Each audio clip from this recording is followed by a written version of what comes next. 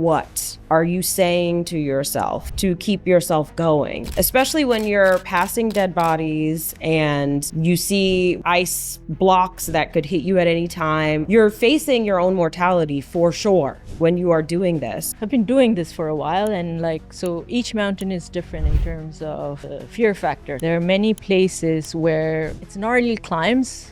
There are dead bodies on one side, but there's also tea houses where you can go in and have a hot shower. So this is an environment that I've lived in. My childhood had a lot to do with it. It was so much chaos that I thrive in chaos. What do you say to yourself to keep yourself putting one foot in front of the other up the mountain and to not be overcome by fear? Anytime I hit a rock bottom, I would remind myself what my motivation or intention for doing this was. And I knew that if I failed, I would fail my people. How do you stay focused or stay motivated or hype yourself up again to do it again? I am so grateful for my failures. If I hadn't gone through these so-called failures, how would I learn to cherish the success? Yes. Let's talk about money. There's a way to find, funding for our project. So what was your approach for that? Do you have any idea on how expensive it is to climb these big mountains? No, but tell us. The amount of money I spent on mountains alone, if anyone actually saw. Welcome to the Hello 7 podcast. That's 7 as in 7 figures.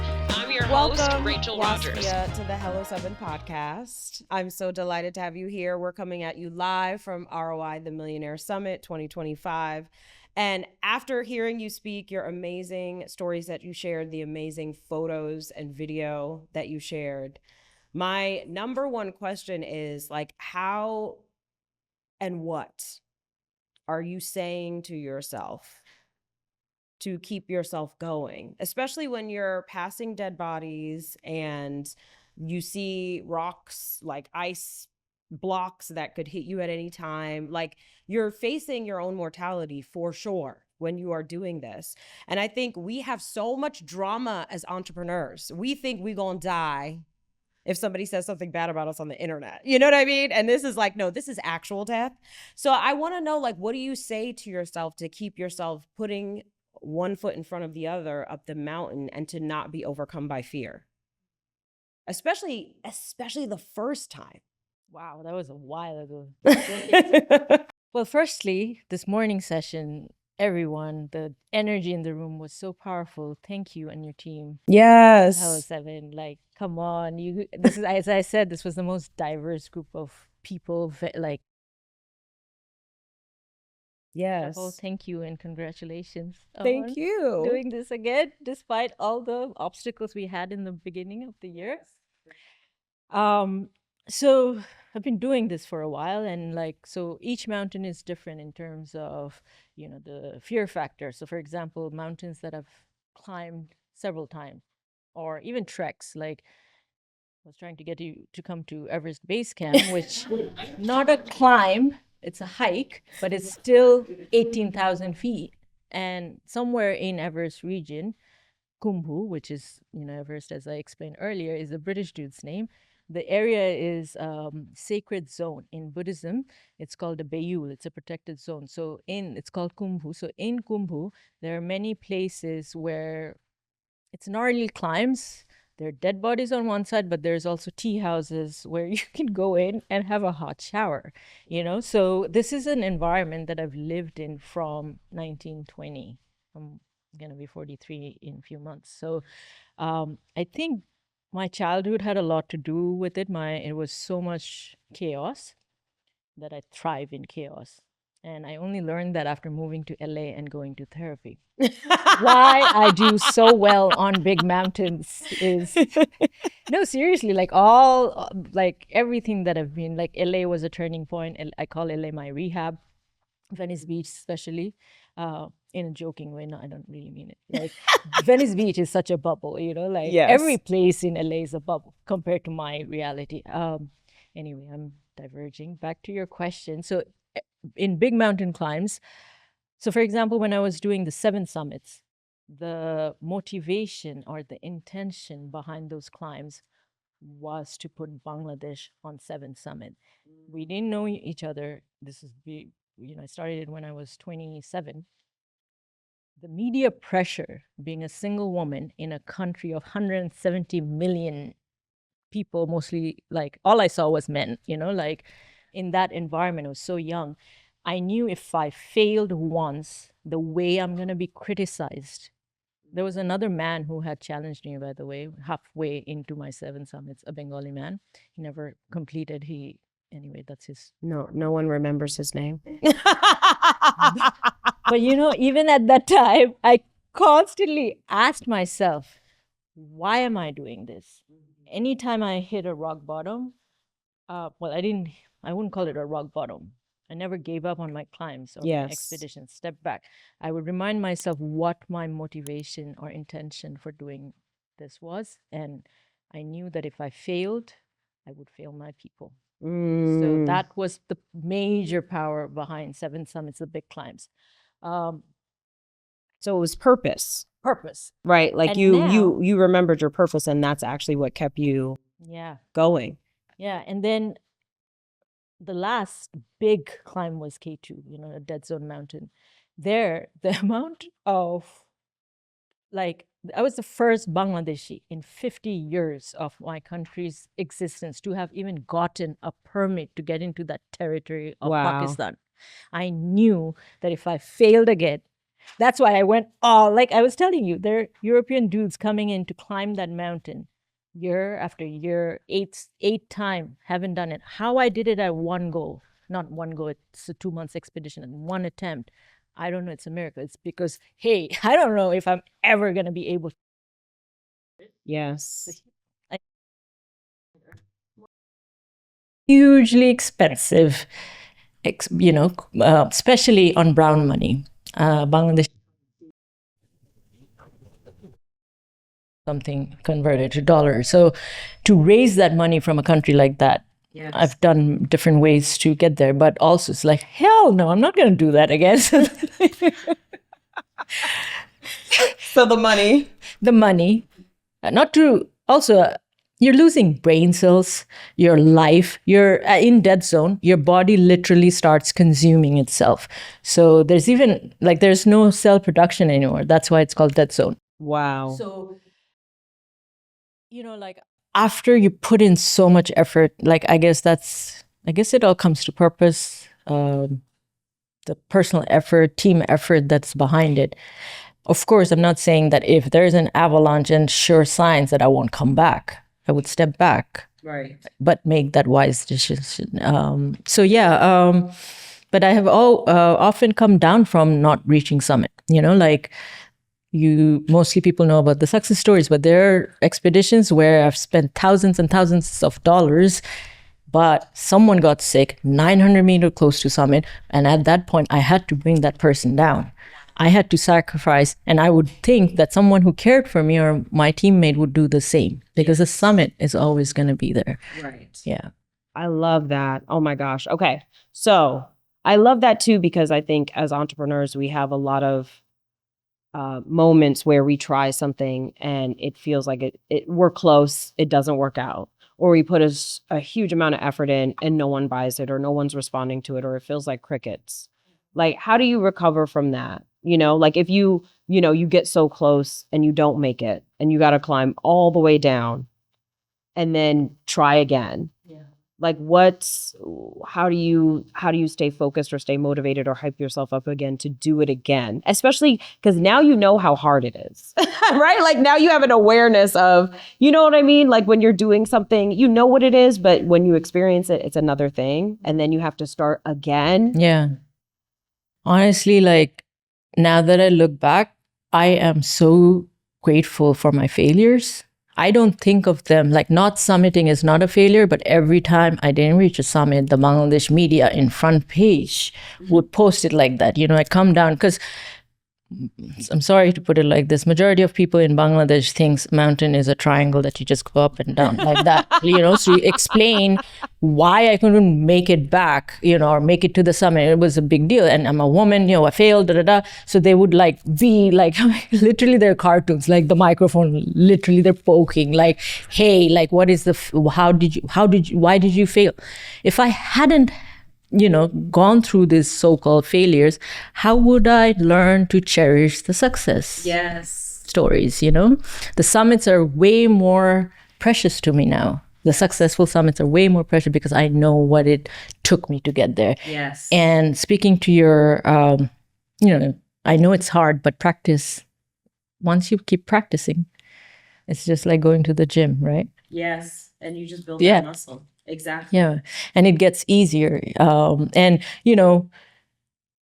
I often say so for example, just the base camp K2 length is 90 kilometers just to get there. So a lot of people get sick and turn around from just doing that trek to the base camp of K2 in the Karakoram in Pakistan. But if your goal is the summit of K2, then you cannot get afraid from your one failure from not reaching base camp. Right. Right? You cannot get afraid. Just trying to get there, right? I love it. Let's talk about money. Because what you said, you know what, I'm going to do this thing. It is a difficult thing. It is an expensive thing. And I think a lot of people here and definitely who are going to listen to this podcast have wanted to do something. And they're like, well, I can't do it because I don't have the money. Right. And then they're just like, okay, dream's over, party's over. What was your approach? Or like, did you just use your network? I know you use your network from like the nonprofits you had worked at, but like when you said, I'm going to do this. Nonprofits don't pay, girl. I mean, they don't have money. I don't know. How did you pay for this? It's like, that's the question. Cause I think so many of us, we have projects that we want to do. We have ideas and we're like, well, we're not going to be able to do it because we don't have the money. And we just let that close the door and we don't even attempt to do it because we're like, well, there's no money. But there's always a way to get money, right? So like there's a way to find, funding for our project. So like, what was your approach for that? In the beginning approach, what I'm going to describe and share, please don't follow that. In the beginning, when I actually wanted to do the 7 summits, I only had NGO work, like a regular work. I don't know if do you have any idea on how expensive it is to climb these big mountains? No, tell us. I'm kind of embarrassed, but I fundraised it, so I'm proud of it, So in the beginning, when I announced it, I didn't have any savings. I sold off pretty much everything that I owned, starting from my laptop, everything, like cameras. I had a bunch of cameras that I sold off. Those don't get expedition money. And then when it got announced in the news, I have had random people from northern part of Bangladesh come to me all the way from Dhaka to Dhaka and give me their divorce in Muslim weddings. Like if you get divorced, you get a money. Yes. She gave it to me and said, go free me on that mountaintop. I can tell you hundreds of these. There was a small seed money. Yes. Nothing compared to the expedition. Like I've had so many countless nameless people who's helped me, like little amounts, And then I don't know about America, but what the bank system is here, but in Bangladesh, banks give you loan to buy a fridge, a car, and for college. There was no options for climbing a mountain. So my biggest... Like, how are we getting a return? We can't repo your there's no mountain climb. Yeah. No, and what if you die? And you never come back? There's no insurance that's covering it. So convincing a Bangladeshi-owned bank to give me a loan to go climb a mountain from a country where people didn't even know of big mountains that well, like in the mass. Sure, few knew, but in a country of 170 million people, they wouldn't give it. It was like a board of all really nice looking, strict uncle males just saying, like asking me a bunch of questions. And at one point I was just so frustrated, I started crying. And they saw the tears and they're like, oh, she's not, because in Bangladesh, there's a lot of people that don't have credibility. Yes. I went to the founder of, this is all in the beginning. I'm just like hustling, It's a born hustler. So I went to the, do you know of BRAC? It's the largest nonprofit in the world. And the founder of it, Sir Fazle Abed, is one of the probably the only one who's been knighted from our country. I went to him straight, like getting that meeting to him, because he knew me of my nonprofit work. I said, look, I don't want any kind of brand stuff, because at that time no one knew me before Everest. This is because Everest was my third on the 7 summits. First I did Kili, then I did Aconcagua, then I did Everest. Aconcagua got a lot of, great press, but Everest was the main thing that blew up, and then I did the rest of them. And I already showed you, after Everest, everything changed, right? The Prime Minister's honor, like national honor, everything.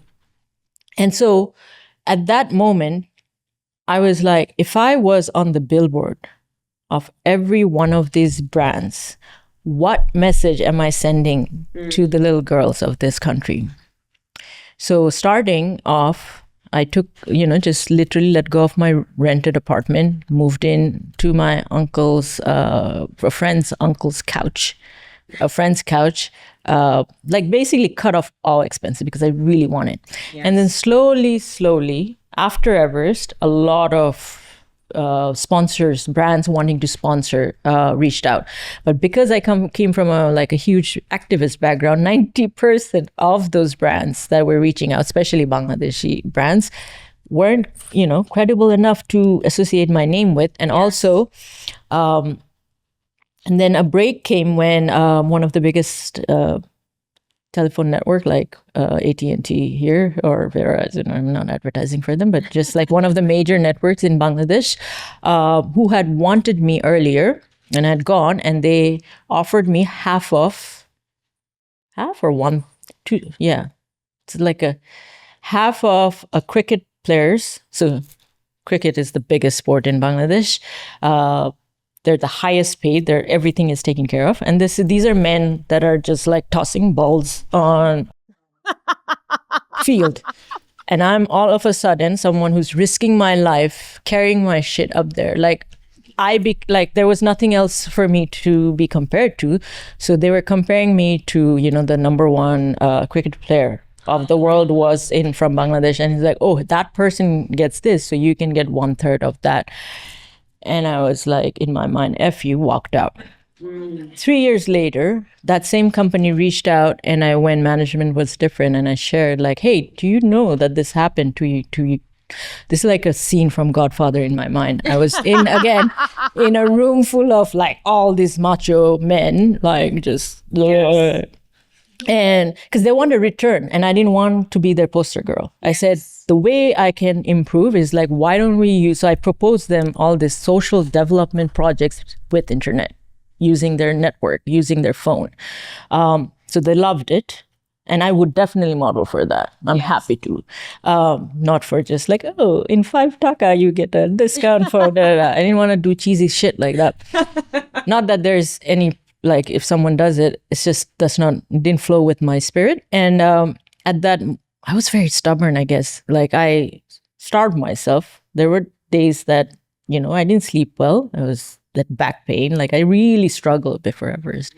But the return was when this company came back, and when I said that and told them, remember 2 years ago this happened. So now I want 3 times what you had paid that cricketer. Yes. And they just looked at me and said, and then I said, think about it. And this is what I offer. And then I gave them the difference of a cricket game and what an expedition takes. Then on the way back, I was stuck in traffic. And then I was like, shit, the tax on that alone is like 50 lakhs or something ridiculous. Lakhs is like 100,000 taka. And I was like, called my, and there was a friend who was not my lawyer, but I would say, that's my lawyer.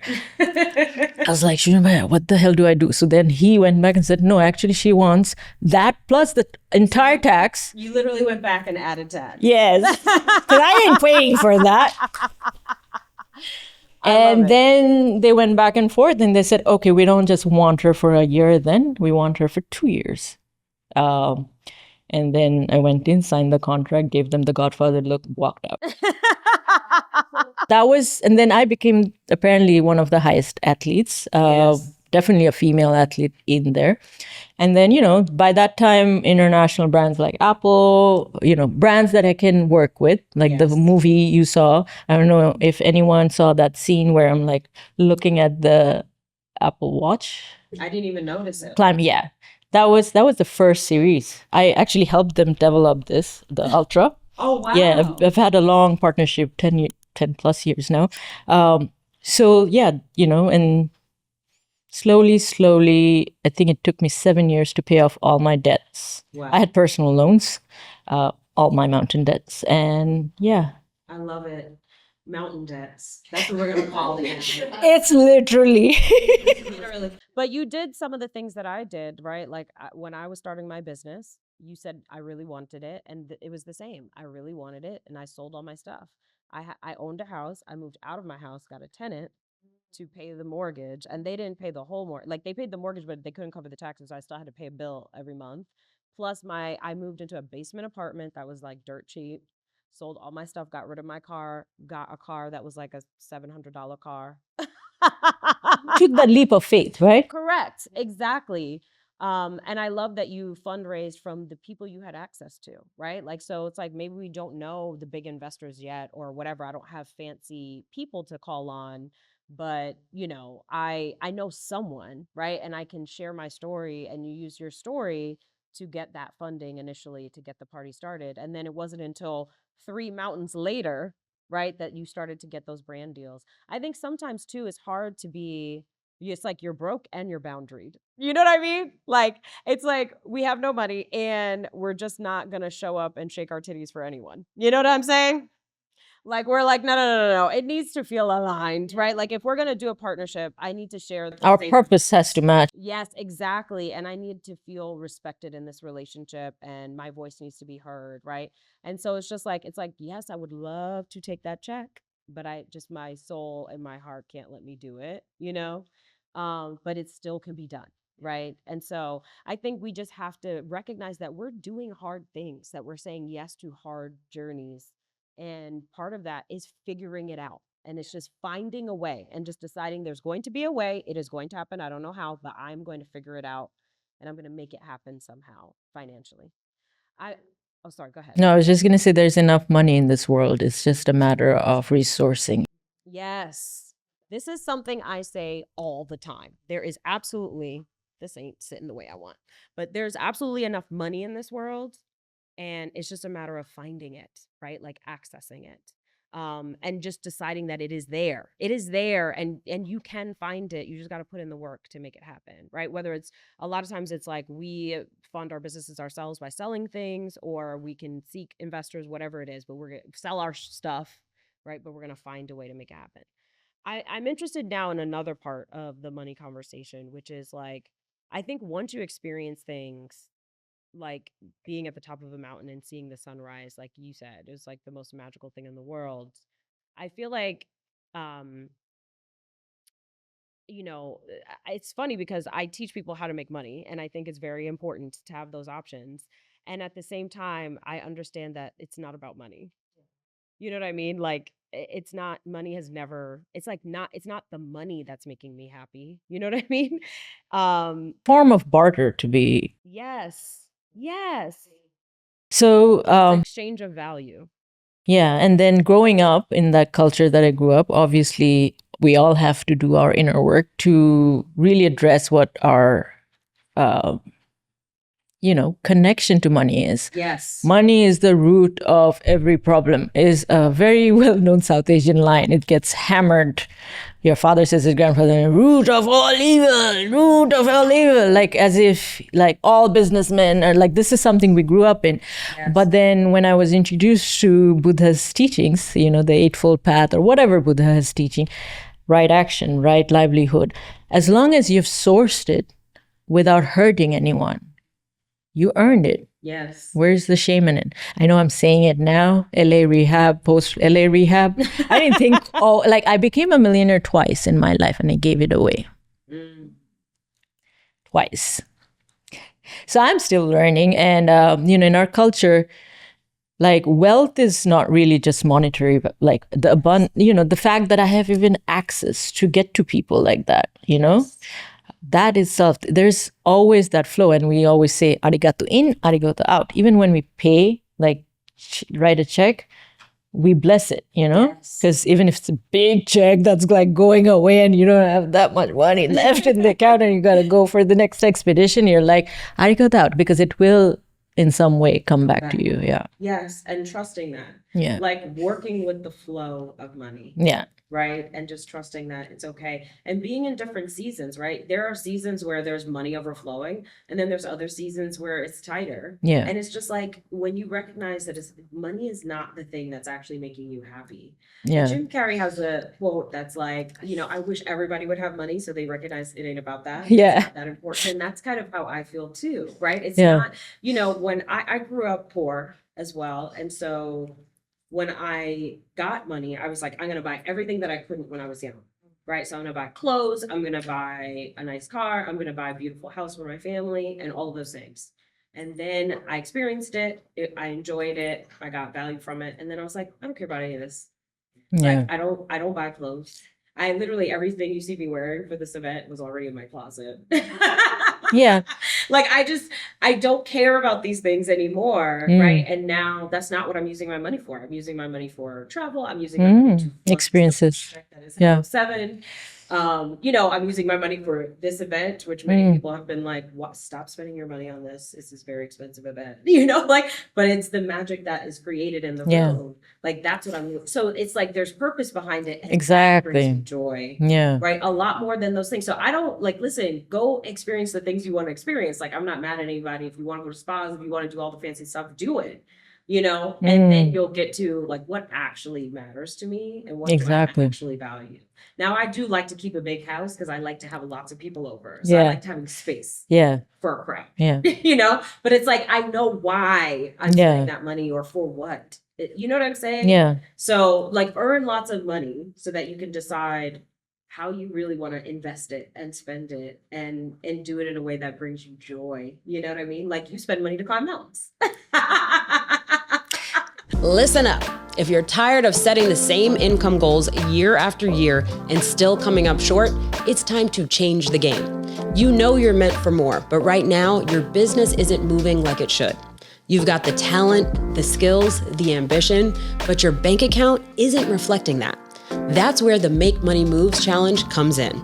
For 5 days, I'm giving you the exact strategies, mindset shifts, and money-making moves that have helped me and thousands of other entrepreneurs break out of the feast or famine cycle and start stacking real wealth. No more scrambling to hit your revenue goals, and no more waiting for the perfect time to go all in. You're getting daily action steps that will have you making more money immediately. This isn't a fluffy feel-good challenge. This is about building a business that actually pays you what you deserve. So are you in? If so, join me for our next challenge. Go to hello7.co/challenge to sign up now. I don't do like an Excel sheet budget just because I know that when I see those numbers, I'll be like, what the hell? The amount of money I spend on mountains alone, if anyone actually saw not just mountains in between training, all of that, like, I don't know how many mansions I could buy and do other stuff with, but do I regret it? No. Like somehow that gave me freedom, like you only have to be in LA for a short time to see that money doesn't make you happy. I know a lot of film stars, and trust me, they're all suffering, sitting on the wealth that I've never seen before, mansions and all the cars, but there's no happiness. I can report the same for a lot of successful entrepreneurs and some names who are not happy people, And so I'm just like, what is the point? Like, if it doesn't bring you joy, like, why? Yeah, what you have to have. I think at first, maybe you're doing it for money because you're like, okay, I need to eat. I need to take care of these kids. I need to blah, blah, blah, all the things. And you need money.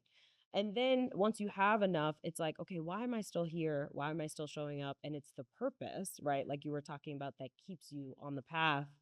And then it's the purpose that guides how you're investing it and using that money and all of that. For sure. I love it. Okay, so let's talk about your relationship with His Holiness, the 14th Dalai Lama. Tell the story of like how that actually happened, like how you wound up being there. I know, you shared from the stage that you went on this That's a very short version, sorry. you went on this journey from college, yes, and found yourself in this space where people were forgiving those who had harmed them so horribly. Man, what a lesson that is, right? And then you were like, okay, I need to be in this space. And then how did you wind up? Yeah, so after I moved there, I was working. It's a very small hill station in the Himalayas. So a brown woman, single, working in the midst of all these Tibetans. And there's the city, it's not a city, it's called a hill station, like one of those British hill stations in India. And I got like everyone knew who I was. Like I was, so His Holiness, so it's basically there's open teachings every day for free for public in front of his home. So I would cover those in photos because I was documenting, and he would always, in the midst of thousands and thousands of people, always call me. And actually, Tibetan photographers would put me in the front so that he looks at me, and they would film him or photograph him behind me. And at that moment, given what I had gone through, abandoned by pretty much the whole family, no rooftop, like times were so uncertain. And at that point, I'm freshly off college with huge loan, which I didn't know many years later would be paid off by climbing a mountain. I was living with all this anxiety and fear and just no hope of moving forward. Yes. And then one fine day, as I'm like getting ready to go to work early in the morning, my phone rings. I'm like, people wake up at 5, 6 a.m. and, work starts, and he's sharp on time. If teaching is at 8, he arrives there 7:59. So I would have to go very early to go through security check, with all cameras, everything needs to blah, blah, blah. But that call came and it was like, Miss Nazreen. I said, yes, no one calls me Nazreen in the world. So I was less like, I said, yes. So I knew it was kind of like an official call. And I said, I'm calling from His Holiness's office. At some point, maybe you had expressed your wish to meet His Holiness. Is that true?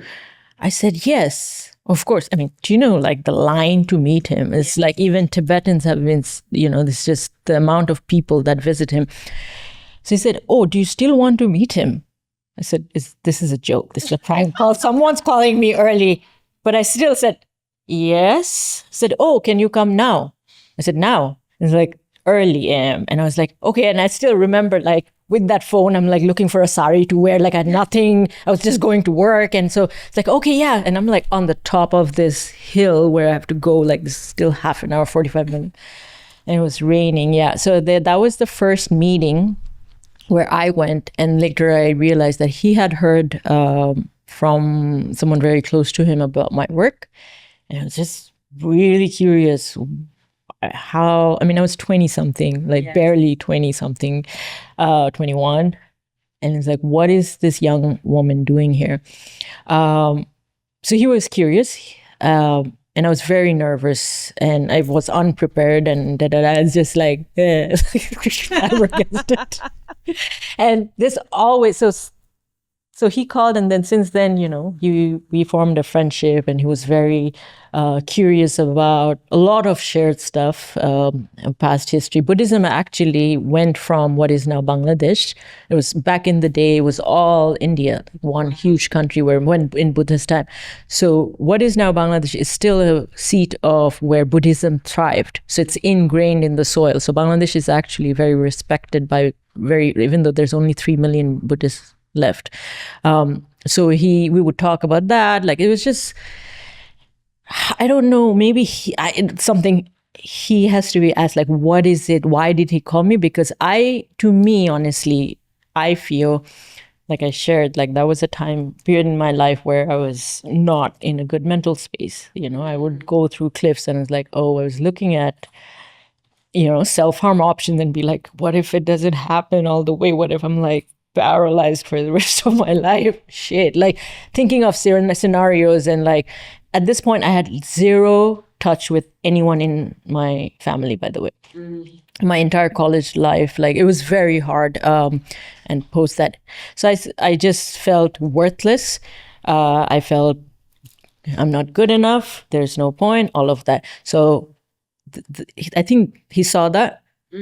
he called, and on that first meeting when I was leaving, I was feeling guilt in my mind, saying, "Oh my God." Like, because he was giving me, I wouldn't call it a lecture. It was a sweet note on, it was basically my first teaching on karma, unofficially. And, he told me when I was reflecting on, am I worthy of this person's this much attention? Like, I was basically all critical inside. Yes. And he looked at me and he said, my old friend, everyone is here because of our own karma. And then, a lot of things that he would say to me, I only realized many years later or later. At that point, I'm just like, and it often happens even now, like even as grown adults, like I would prepare all this stuff and you go in front of him and your mind is just blank. You don't remember anything you're supposed to be talking about. And it's just like a certain presence that it's just so peaceful. And I just want to be in that peace. And, and then slowly we talked about a lot about what happened to me as a kid. And, I haven't even shared half of the physical and mental abuse, like a lot of stuff that I went through that I didn't even know till much later as an adult, because I just buried it. It was just as a 12 to 13-year-old, I just had to survive and figure it out, right? All I knew was, next stop, I need to learn English. Next thing, and like, I don't want to be in my relative's house. I don't want to be the burden. So it was just like, how do I get the fuck out of here? Go to college, da, da, da. So it was all survival mode. And then being in Dharamsala after that, being in his presence, he kind of just through many, many, many blessed meetings, the peace and the forgiveness I feel for my mother, especially, Wow. that wouldn't have come if it wasn't for him. Wow. And if I can share a little story, he once told me that, there are 2 times in a human life, in a normal, like regular human life, is when you're the most vulnerable and dependent on someone else. One is right after birth, you're a child, someone else has to take care of you, regardless of who it is. And then if you die in a normal way, old age, someone has to be taking care of you before you die. Those 2 times, it doesn't matter who it was, whatever they do for you, that is a reflect on that gratitude. He asked me if my mom was there when I was born. At that time, I didn't feel this calmness. I would be angry. I was like, yes. I'm like, forgive my mother?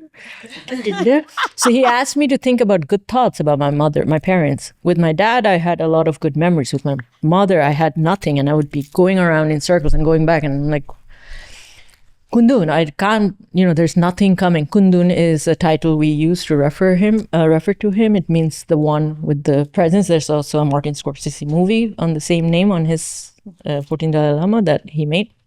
Anyway, so, and then one day, I don't remember exactly when, he just looked at me and said, your real mother is Mother Earth, isn't it? So he's the one who, I missed this. I don't think I said this at the talk. He's the one who would send me back to mountains, because now I look back and I see, he was trying to get me away from all the trouble I was getting into. So he would say, go back to mountains, go back to mountains. During whole Chomolungma summit, His Holiness was like, my whole connection to Chomolungma is because of him. Yes. He introduced me the goddess, and this is another thing. Like, we come from a very goddess, just worshipping, or how maybe worshipping in the West is a wrong word, but really valuing the femme's force. Yes. And when I hear talking about Buddhism here, I don't hear that version. Yes. Like Buddha, in all Buddhist teachings, it's a very, I think, it's something I want to talk about, meditation, mindfulness, but maybe we can address that. But just to wrap that up,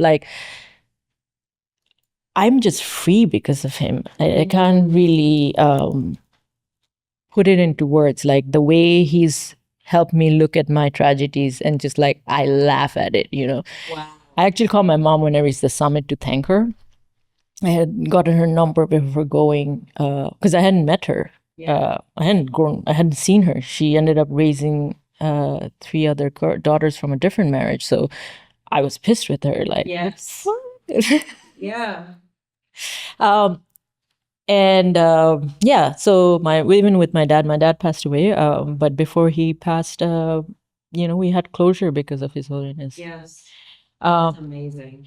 Sorry, can I just going back to that story when you're most vulnerable? Yes. When he asked me, like, was your mother there for you? Was your dad there for you? And then think of the good memories. And then one memory that came with my father was like me holding his hand and trying to walk. And I can't see my body. I don't know how old I am. I just remember my dad just holding.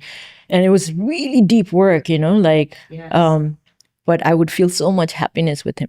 And then just like visualizing that. And he looked at me and said, your time will come. So at that time, my, naive mind thought, oh, at one point, I'm also going to get old. Someone will take care of me. And this is how the circle of life goes. Who knows? I don't know what he meant. It's like in my early 20s. I think we all need mentors. We all need someone in our life to like sort of point us in the direction of like where we're supposed to go. And it sounds like yours was the Dalai Lama, Yeah, I mean, I have had so many powerful mentors all throughout my life, even like I showed my climbing mentor. Yes. In terms of spirituality or religious figures, one of the cool things I like about him, as a religious figure, he would always say, point me back to like, I got very clingy to him in the beginning because, hey, I had nobody. I had no role models to look up to. My older, like, nobody was there. I had to, and all of a sudden I'm like in this embrace. So not that he thought that I was clingy, but he would always somehow point me back to my own source and say, you are your own guru. Don't just buy my words because you think that Dalai Lama has. Even Buddha's teachings, question it. Buddha has actually said he taught 84,000 techniques. He was the scientist, things that he's taught, 84,000 mind techniques are being proven as science facts now, so many years later, right? So says all that to say is like, I really appreciated that no matter, because I've also had horrible teachers who like me, narcissism, someone like, he doesn't want any credit. He doesn't want you to go back to him. He wants you to find your own source. Yes. And recognize your own power, which I relate to that as a mentor. That's what I'm constantly trying to show. That's why I wrote We Should All Be Millionaires. It's like, I just want us to access our own power and recognize, I love that you are your own guru. It's so true. Yes. But there's so much there. I have to let us all go soon. But I wanted to talk about this like gratitude practice. It sounds like it's a source of freedom, like letting go. And I love this idea of saying like, okay, these people who took care of me, and I have complaints, which I share. Like I also have complaints about my mother. And I also felt abandoned around 12, 13, because my father passed away and my mother could not pull herself together. She was so devastated. She just like was no longer able to care for me. And I will say devastated, not like a devastated sadness, but a devastated, I'm now going to become an alcoholic. And so now I'm going to stop taking care of my children. And my sister was older, so she was more capable. And my sister actually took care of me. And so, but you're saying like the reality is she kept me alive, right? She birthed me. She kept me alive for many years. Like, you know what I mean? I still had a roof over my head. Like, I think the point is that no matter the scenario, you can always find something to Exactly. Yes. Yeah, and she did the best from what she knew. Yes. And that also, like later on, when I reflected on my mom's generation and what she went through and on her own suffering, because one of the visualizations that Holiness had asked me to do is, because I couldn't think of any memory, so he asked me to imagine myself as a fetus in her womb. Yes. It was tough in the beginning. But it's kind of, because I always cradled myself to sleep as a child. And then that kind of grew as an adult habit till I went to therapy in LA. And they're like, do you know what somatic therapy is? Yes. So this is a good practice. Is like you act, Self-soothing. Self-soothing, exactly. Yes. all that LA knowledge. Anyway, but when I could actually detach myself, I know it's not easy from my mother, and see her for who she was and what she knew. And grief takes many shapes, many forms, but it never really goes away. And how she did the best that she could, I'm sure, for her time. Yes, exactly. Same for mine. Like that was the model that she had. Her mother died when she was 3 years old. She didn't have an example of great mothering, right? She probably couldn't remember her mom that much because she died so young. So, yeah, I love that. And I think it's so important for us, especially like when we're doing challenging things, right? Like we're building businesses, we're trying to make a name for ourselves or making money or trying to whatever, like create a lot of us are have nonprofits or mission driven work that we're doing. And I think it's important to remember what is working, and remember what there is to be grateful for, right? And remember all of the beauty of even just being able to be on this journey, right? Like how, as Jasmine was saying, like how grateful we should be that we even have these tools available to us that did not exist before.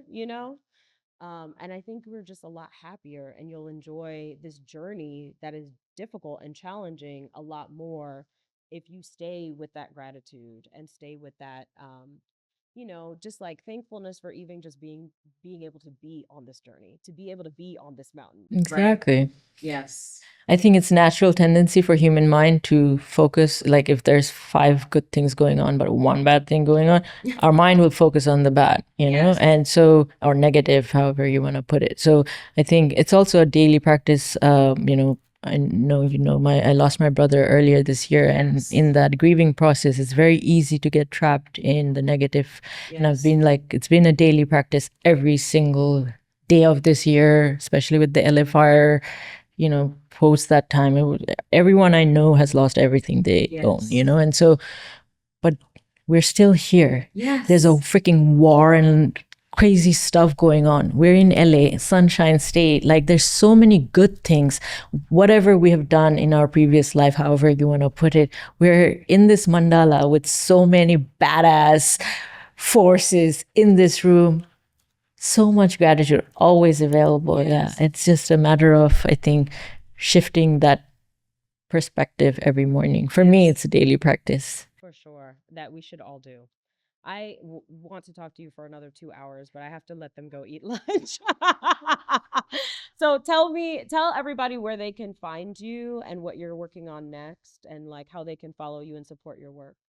WasfiaNazreen.com is my website, and Wasfia Nazreen is everywhere. I was just telling Rachel that making Instagram posts or being on social media is harder in my mind than climbing a mountain, and I'm trying to overcome.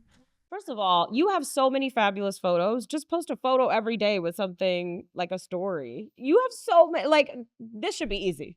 I know. Do you know how many agencies in LA is after me? Like, I don't know. I'm just like I have a love and hate, like also on my Facebook, a huge following, right? Anyway, so I'm going to try to be on one platform. I think that's easier for me, and that's going to be Instagram, and that's at Wasfia Nazreen. And yeah, I think my website is the best place to stay updated. Yes, and tell them about Good Karma. Oh, High Karma. High Karma, sorry.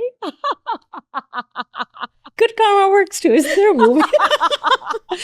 So High Karma is my small, I'm turning into a 501c. It started as a company, but the idea is to hold small retreats. Retreat meaning just a space that helps us to grow our mind techniques, creating a barrier from the past and present, just being in the present. But these are different kind of retreats, not like wellness and, I live in LA and there's not a LA yoga retreat. Yeah. But these are made mostly for like city dwellers, like people who don't have time. We launched it, our first one, which we were really hoping for you to come, maybe. Yes. Was launched by Bruce Lee's daughter, Shannon Lee, a great teacher in her own rights. And then the second one, we went to Everest Base Camp. which was a bigger retreat, and it was in outdoors. The reviews were like people, it's been life-changing. And so we're going to have the Nepal Everest Base Camp retreat every season, which is February, March. And since there's no next year's summit, maybe we're going to get a Hello 7 team to go up there with Rachel to base camp. She's working on me. I'm working on my courage. And that you can find at High Karma, as in HIGH, like High Karma. Ellie loves that name. I love it too. I wanted to have a deeper meaning, but they're like, hey, what up, Karma? I'm like, no, that's what I... Like, no, not that. It's High Karma. Like, thank you so much for being oh my here. God, thank you, Rachel. Thank you so much, everyone. Appreciate you all. You want to make more money? You are in the right place. Welcome to the Hello 7 podcast. That's 7 as in 7 figures. I'm your host, Rachel Rogers.